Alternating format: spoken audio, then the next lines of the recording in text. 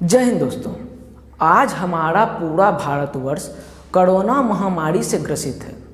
इस महामारी में बहुतों ने अपने परिवार को खोया, बहुतों ने अपने रोजगार को खोया, तो बहुतों ने अपने बने बनाए हुए सपनों को खो दिया।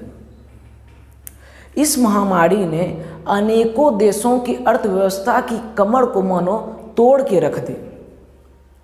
यह एक ऐसी महामारी है जो सिर्फ मानव के स्वास्थ्य पर ही नहीं बल्कि उनके अर्थ पर भी बहुत गहरा असर डालती है।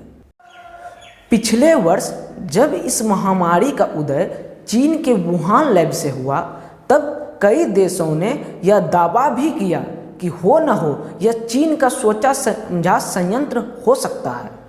तब चीन दुनिया का नज़र अपने ऊपर से हटाने के लिए भारत के साथ विवाद को बढ़ाने लगा, जिसके कारण पूरी दुनिया की नज़र भारत चीन विवाद में रहकर सिमट गई। और तब दुर्भाग्यवश उन देशों के दावों को कोई प्रमाण नहीं मिल सका। फिर भी उस समय भारत पूरी दुनिया को दवाइयाँ तथा सेवाएं प्रदान कर रहा था, लेकिन कौन जानता था जो भारत देश पूरी दुनिया की उस विपत्ति की घड़ी में इतनी मदद कर रहा है, वही एक दिन इस महामारी से पूरी तरह से ग्रसित हो जाएगा। आपको बता दें, हमारे देश का न्यू म्यूटेंट कोरोना वायरस दुनिया का सबसे खतरनाक वेरिएंट है। इस विपत्ति की घड़ी में भारत अभी उबर भी नहीं पा रहा है कि चीन एक बार फिर से हमारी सीमा पर मिलिट्री डेवलपमेंट कर रहा है तथा साथ ही साथ मल्टीपल बैरल रॉकेट्स तैनात कर रहा है।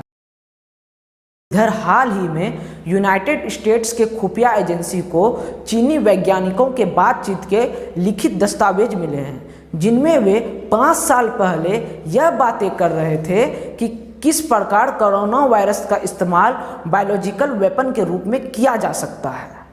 सोचिए इनकी मानसिकता कितनी मानवता के लिए खतरनाक है। अब आप सोच रहे होंगे बायोलॉजिकल वेपन ही क्यों? क्योंकि चीन भी यह बात अच्छी तरह से जानता है कि उसके पास उतनी भी शक्ति नहीं है कि वह अमेरिका जैसे देशों से सीधे सीधे मुकाबला कर सके। साथ ही साथ इस हथियार के माध्यम से वह उन सभी विकासशील देशों को भी रोक सकता है जिनका इंफ्रास्ट्रक्चर तथा बाजार लगातार बढ़ता जा रहा है, जो भविष्य में उसके लिए संकट बन सकता है। उन देशों में भारत भी एक देश है।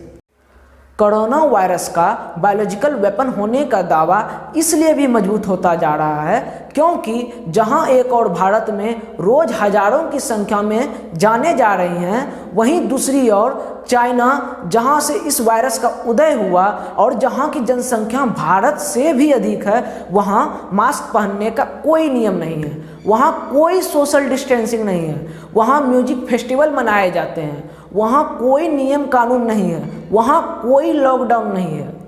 अब आपको सोचना होगा यह महामारी एक संयोग है या बना बनाया हुआ प्रयोग। खैर, सच की एक खासियत होती है कि इसे कितनों भी दबाया जाए, यह दबाया नहीं जा सकता।